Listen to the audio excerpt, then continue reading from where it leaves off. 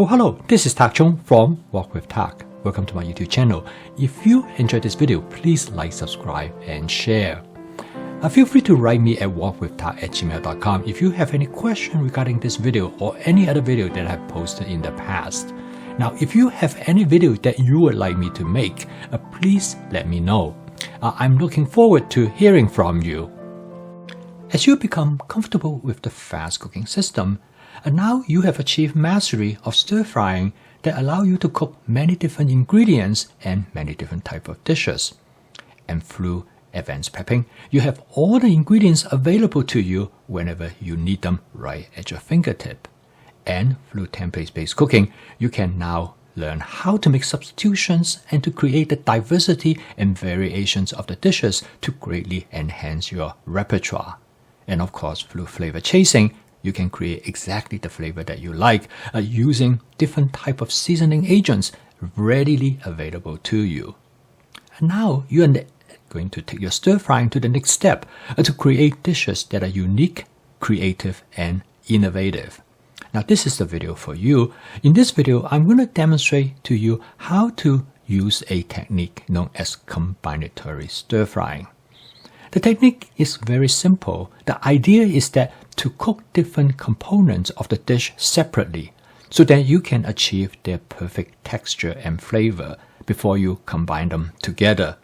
This, in fact, is a technique that are used by professional chefs all over, from the common restaurants to the finest restaurant. Because through this method, you will be able to create dishes that are perfectly matched and with all the ingredients cooked exactly to the right texture and doneness that you want.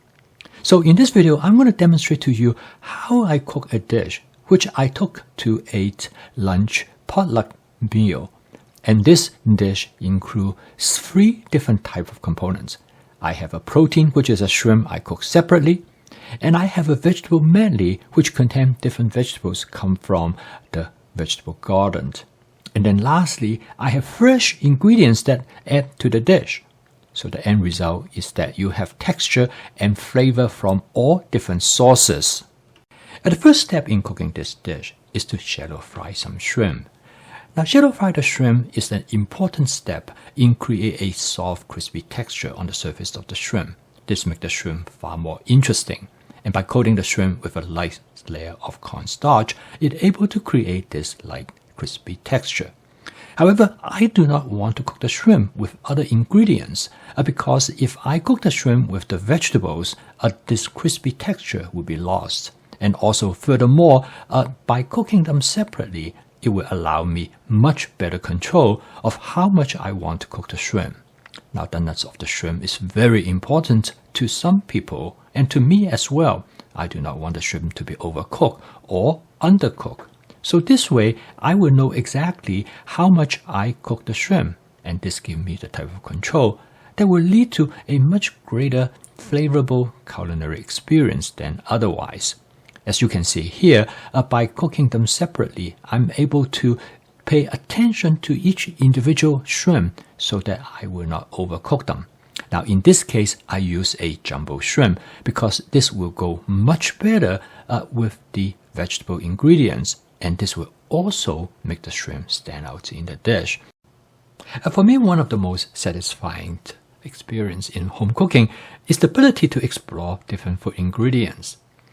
I always loved shrimp, and for many years I used to use large shrimp for economical reasons because they are less expensive. And then one time a friend introduced me to jumbo shrimp. Then I realized that how much difference in terms of culinary experience with the jumbo shrimp.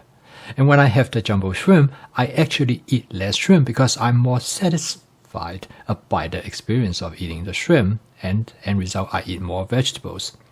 And then I discovered that I can find jumbo shrimp in this particular supermarket on sale on a regularly. And in fact, when they're on sale, they're cheaper than the large shrimp. So I will stock up each time when they come on sale. After I remove the shrimp from the wok, it allowed me to make a very smooth transition to cook the vegetable. I don't have to wash the wok. I don't even have to remove the oil. I just use the oil that I have used earlier in cooking the shrimp. Now, when it comes down to vegetables, the stir-fry template for vegetables is very simple. In fact, you can use this template for stir-frying most vegetables. You only need to make small modifications.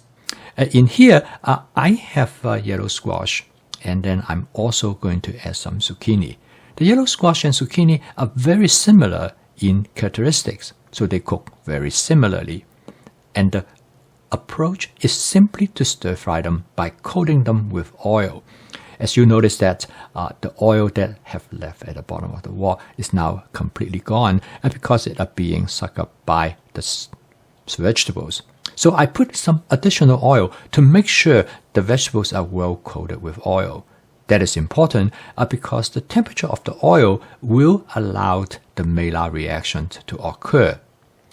The next, I'm going to put in some purple cabbage. The purple cabbage was added later because I want to cook the purple cabbage less than I cook the zucchini and the yellow squash. This will allow me to create the type of contrasting texture that I am looking for in a vegetable dish. Now, this method is frequently known as sequential stir-frying, means that you stir-fry different ingredients in a order. And this sequential order will depend on how long you want to cook each of the ingredients.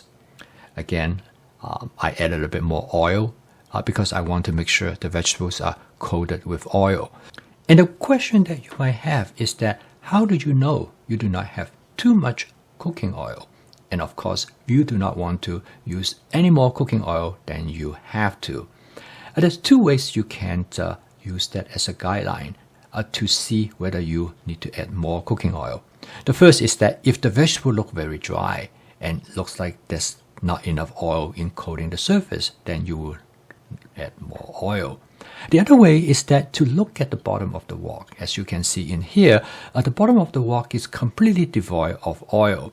Now, if your vegetable is sufficiently coated with oil and you have no oil at the bottom of the wok, then you know you are just using the right amount of oil. When you stir frying vegetable, one of the greatest aspects of the process is that you have full control of the texture of the vegetable. You can stir fry them longer if you want the texture to be softer, but if you want the texture to be more crisp and crunchy, then you can stir fry them a little bit less. For me, I like them to be on the crispy side. So for now, the vegetable for me is probably about done. And then for the final ingredients I'm going to add is some portobello mushroom. This is another demonstration of sequential stir frying because I want the portobello mushroom to be only lightly cooked, and that's why I add way at the end. Because if I cook the portobello mushroom too much, I will not be able to taste and appreciate their flavor. To season the dish, I use 1 tablespoon of oyster sauce together with 1 tablespoon of hoisin sauce. This is the seasoning strategy that I like most because they're very convenient and simple and straightforward. In this dish, I also add 1 teaspoon of my basic seasoning mix. Again, that will help to enhance the umami flavor of the dish. There are many different seasoning strategies that you could use, and really very much up to your imagination and what your personal preference. And the more you experiment, the more likely you will find the flavor that you love and enjoy. This dish is very fast to cook. It takes only about 8 to 9 minutes. And together with the shrimp, I was able to cook the entire dish completely in about 10 to 11 minutes. So this provides an excellent opportunity for you to actually create basically 2 dishes in one. The shrimp, which has its own unique flavor and texture, and together with the vegetables also have different combination of textures because of the various vegetable dishes that are present in the medley. Last but not the least, I have some really great garden tomatoes. So instead of cooking them, I'm going to lay them right on the top of the dish, actually between the shrimp, that give the dish a really great fresh flavor and also add wonderful appearance. Last but not the least, I garnish the dish with some cherry tomatoes that also come from my wife's garden. So as you can see here, you can create a complicated and delicious dish in a very short amount of time by using simple variations of the basic technique. In this case, by cooking the shrimp separately from the vegetables, and then by combining it with some fresh tomatoes, you can come up with some truly creative and innovative dish. And this is the reason you don't need to follow recipes. But recipes is still very important because it provides you with ideas how you cook your dishes. But once you get the recipe, you're familiar with it, convert it into a template so you can create different variations. And for your convenience, I have provided a recipe below the video. I post a video each day to help you to make home cooking as part of your daily routine using my fast cooking system. Home cooking can be creative, efficient, and fun. So please subscribe to my YouTube channel if you want to learn more about my fast cooking system. So keep on cooking. I will see you tomorrow.